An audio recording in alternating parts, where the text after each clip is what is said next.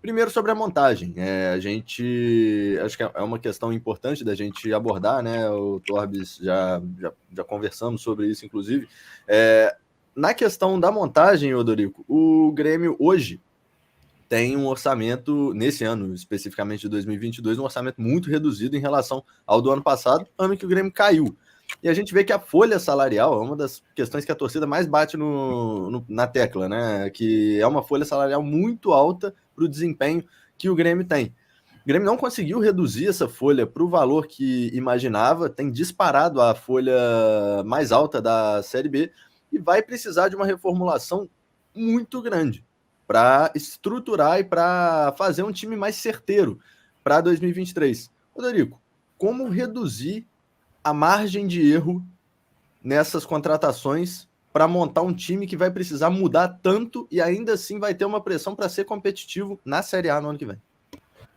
Bruno, eu penso que a política salarial do Grêmio ela é equivocada, porque se nós observarmos, o Grêmio não consegue, o Grêmio contrata jogadores e quando esses jogadores deixam a desejar e o Grêmio necessita vender ou emprestar, o Grêmio não consegue vender jogadores ou emprestar sem que pague parte dos salários. Isso é um indicativo muito claro de que o Grêmio está pagando mais do que o mercado.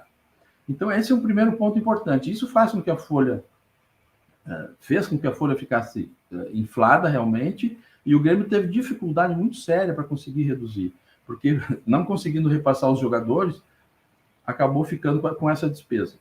Nós temos que acertar na contratação, é muito caro, eu tenho dito que é muito caro errar em futebol, porque o futebol se tornou um esporte muito com orçamentos gigantes, e o que precisa ser feito é o uso de dados. Nós temos que usar a ciência de dados, fazer análises criteriosas, temos que ter um corpo de analistas muito qualificado, temos que ter um executivo de futebol que conheça o mercado, que conheça jogadores, que tenha relacionamento com os clubes, para conseguirmos contratar os jogadores que queremos a um custo razoável, sem inflar a folha da forma como foi nos últimos anos. Torbis, pode mandar ver. Bruno, o Dorico entrou numa questão muito interessante. Eu gosto muito desse assunto, né? O Dorico, nós sabemos, né, que é impossível acertar 100%. Não existe. Ninguém acertou 100% em contratações, em diretor executivo, diretor de futebol, treinador, enfim, né? Mas como se faz, né, para diminuir essa margem de erros, né, para que ela não seja tão alta? Porque o Grêmio, desses últimos anos, né, de 30 contratações, nós tiramos uma, no máximo 2, que realmente deram um rendimento esperado para o clube. É uma taxa muito alta, né, Odorico? Sim, é uma taxa de erros muito alta. O que acontece, Diego, é que como é que funciona uma contratação de jogador usando ciência, usando os recursos que se tem disponíveis hoje? Você analisa o mercado, ou entra uma sugestão de jogador, ou o clube tem condições, com as plataformas que existem, de verificar jogadores que podem atender às necessidades.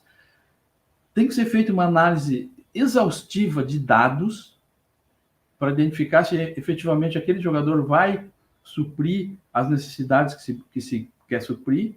A partir disso, tem que ser feita observação de campo. Para isso, tem que ter bons analistas também de campo para verificar o comportamento do jogador. E, posteriormente, como última etapa, ou pode ser até de forma paralela, se fazer uma análise comportamental do jogador, se obter informações do jogador, como ele se comporta como atleta, se ele tem alguma questão que pode prejudicar o rendimento em campo. Então, é um todo de informações que se analisa e se checa para finalmente bater o martelo e escolher o jogador. É possível que, fazendo tudo isso, ainda se tenha algum erro, porque às vezes o jogador está desempenhando bem num clube, quando chega no outro não se adapta por alguma razão, mas não é possível errar tanto como o Grêmio errou nos últimos anos. Eu lembro que em 2017 nós trabalhávamos com um orçamento muito restrito, porque embora fosse um orçamento grande, né, nós tínhamos jogadores sendo pagos ainda de rescisões anteriores, de anos anteriores, e nós não tínhamos recursos para contratar. E fizemos análises exaustivas, buscamos jogadores, com base na necessidade que o plantel tinha, que o grupo tinha, e a partir daí contratamos praticamente sem aquisição de direitos econômicos.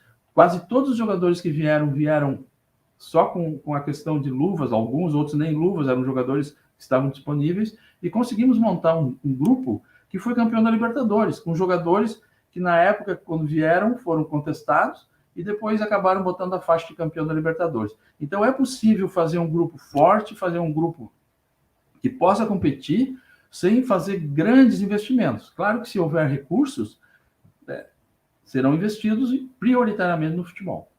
Agora ficou muito mais fácil para os gremistas ficarem atualizados sobre o Imortal Tricolor. Aplicativo Portal do Gremista, o maior portal de notícias sobre o Grêmio agora na palma da sua mão.